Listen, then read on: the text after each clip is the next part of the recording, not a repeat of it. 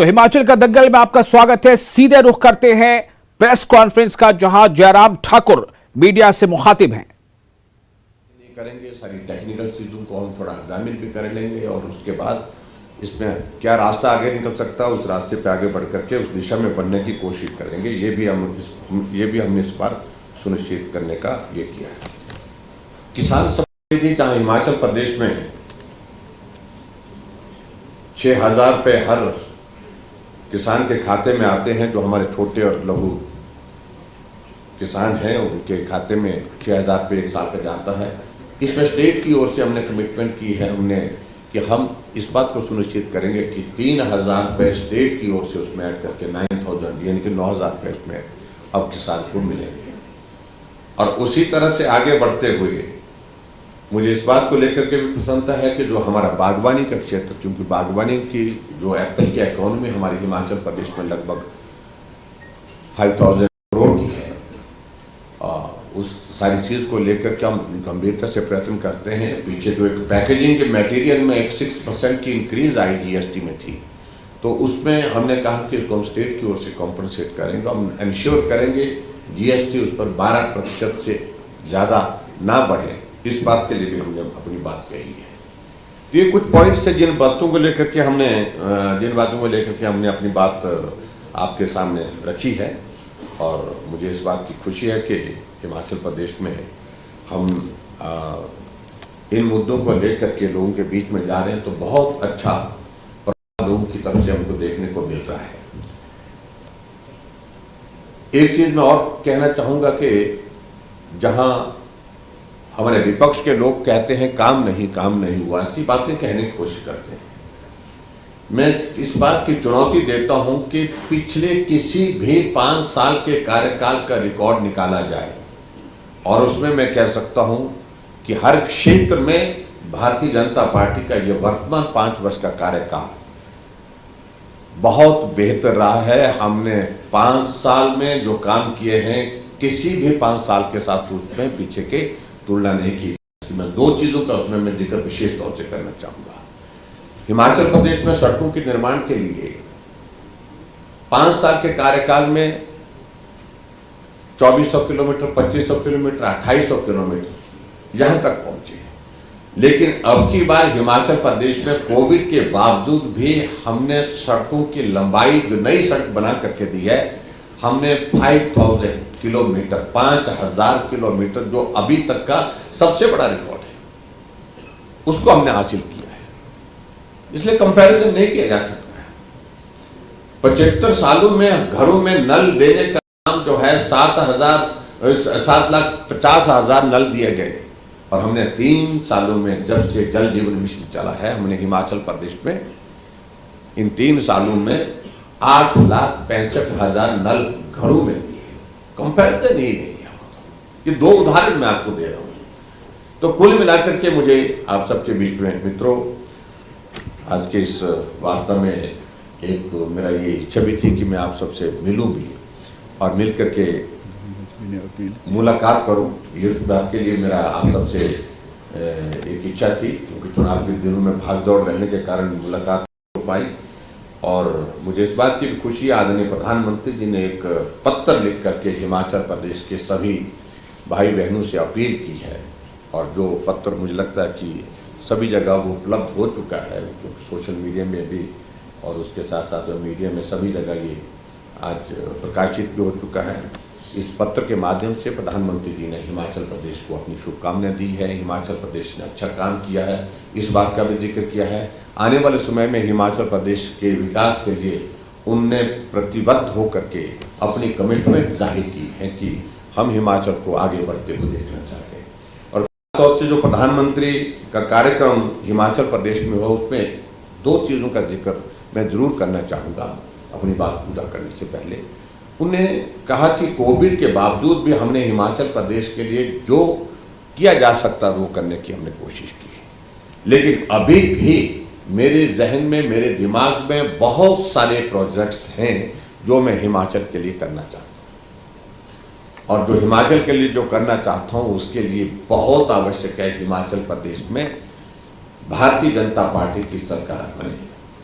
और भारतीय जनता पार्टी की सरकार बन करके डबल इंजन की ये सरकार, दोनों केंद्र और प्रदेश की सरकारें मिल करके जो मेरे स्वप्न हैं, जो मेरे दिमाग में जो प्रोजेक्ट्स हिमाचल के लिए हैं, उनको हम प्रभावी ढंग से जल्दी जमीन पर उतार सकते हैं, काम कर सकते हैं, इस बात का जिक्र किया है।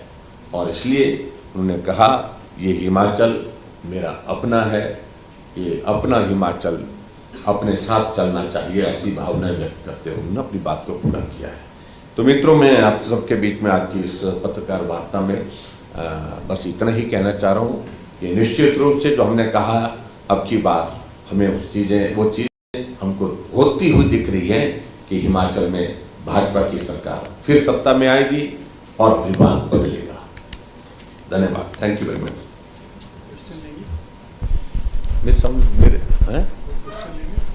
किसी ने कोई एक आधी चीज पूछनी होगी तो पूछ सकते हैं, लेकिन मुझे लगता है कि हमने बहुत लंबा कह दिया है। जी,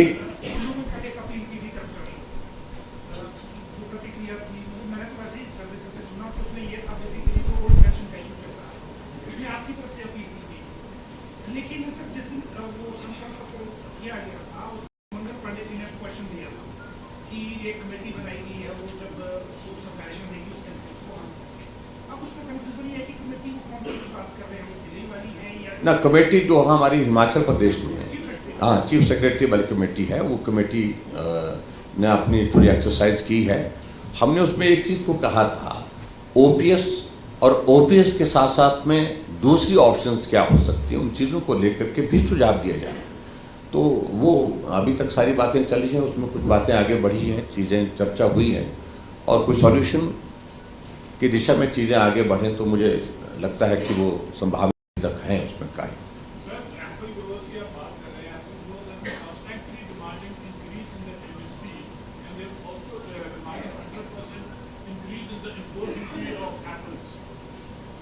देखिए, ये बात ठीक है और इंपोर्ट ड्यूटी का विषय तो हमने केंद्र के समक्ष रखा है। कुछ उसमें टेक्निकल चीज़ें हैं जिसके कारण कुछ चीज़ों में कठिनाई भी आ रही है, लेकिन फिर भी उसके बावजूद हमने कहा कि अगर जो इंपोर्ट ड्यूटी अगर उसमें ज़्यादा बढ़ती है, ज़्यादा लगती है, तो स्वाभाविक रूप से हमारे हिमाचल प्रदेश के लिए जो हमारा जो एप्पल है उसकी वैल्यू बढ़ती है, उसके हमको जेन्युइन रेट्स मिलने चाहिए, उसमें मदद होगी। उसमें एक बात हमने कही है और इसको हम दोबारा भी लगातार इस सारे मामले को लेकर के हमेशा उठाते हैं।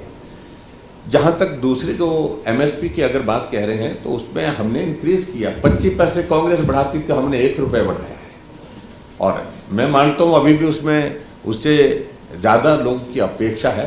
उस दिशा में आगे बढ़ कर के काम करेंगे, निश्चित रूप से करेंगे।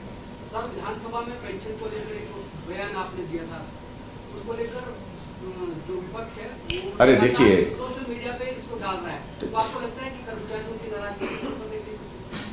देखिए, मैं एक बात कह रहा हूँ, ये ओपीएस वाला विषय हमारी बड़ी स्पष्ट इस बारे में कई बार बातें हो चुकी हैं। पहले तो नैतिक अधिकार कांग्रेस पार्टी को है ही नहीं कि ओपीएस को बहाल करने की बात करें कि जिस पार्टी के नेतृत्व ने पूरे देश भर में सबसे पहले एमओयू साइन किया, पूरे देश भर में सबसे पहले ओपीएस को समाप्त करके एनपीएस को लागू किया, उन्हें कोई अधिकार नहीं है कि वो इस मुद्दे को राजनीतिक दृष्टि से इस तरह से उठाए। और कांग्रेस पार्टी को माफी मांगनी चाहिए। अगर उन्होंने गलती की है तो सुधार करने का उनके पास 2012 में जब फिर कांग्रेस पार्टी की सरकार वीरभद्र सिंह जी के नेतृत्व में बनी थी, उस वक्त सुधार कर सकते, उस वक्त ओपीएस लागू कर देते। 20 वर्षों के बाद इसको चुनाव के दिनों में चुनाव का मुद्दा बनाने की जो बात कह रहे हैं। और दूसरी बात में हमने हमेशा एक ही बात कही है कि हमको एकदम कंक्लूजन पर जंप करना ये उचित नहीं है। इसका वे और क्या हो सकता है, इसकी इंप्लीकेशन को क्या कांग्रेस ने स्टडी किया है? जिन श्रीमान अशोक गहलोत जी ने इसको लागू किया है, हमारे सामने एक ही मंच पर जहां हम भोजन कर रहे थे, चीफ मिनिस्टर, प्राइम मिनिस्टर और chief minister Rajasthan, chief minister Himachal, chief minister Assam, हम एक ही टेबल पर थे, प्राइम मिनिस्टर साथ में थे। हाथ जोड़ करके कह रहे थे कि हमने घोषणा कर दी है ओपीएस की, लेकिन ये आपके आशीर्वाद के बिना संभव नहीं है, आपके सहयोग के बिना संभव नहीं है। और मैं ये भी कहना चाह रहा हूँ, क्या परिस्थिति है वहां पर, जो ओपीएस लागू करने का नोटिफिकेशन किया और लेकिन उसके बाद जो एनपीएस के जो कर्मचारियों जिन्होंने अपना पैसा विड्रॉ कर लिया, ओपीएस की लिस्ट से उन्हें डिलीट कर दिया, उनको वो हाई कोर्ट में जाने वाले तैयारी कर दी है, शायद में तो चले भी गए होंगे। लाखों की तादाद में ऐसी वहां पर एक सिचुएशन ऐसी बन गई है जिसके कारण क्योस हो गया है। 9 महीने से इनने घोषणा की है, क्या ओपीएस देना, ओपीएस वहां पर लागू हो गई? बात तो ये हम कह रहे हैं। तो इसलिए दूसरी बात यह भी मैं कहना चाह रहा हूं, पंजाब में भी उन्होंने कहा था, जब कांग्रेस की सरकार थी जो चले गई, वहां भी कहा था उन्होंने कि हम ओपीएस को लागू करेंगे। सरकार चले गई, क्या लागू की? क्या?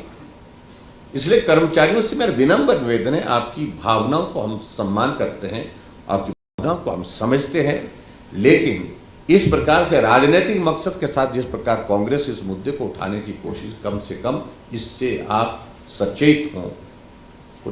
कांग्रेस ना देश में उसका भविष्य है, ना ही प्रदेश में, और आपके इन सारी बातों का समाधान कभी कहीं होने की दिशा में आगे बढ़ेगा तो वो भाजपा की सरकार ही करेगी।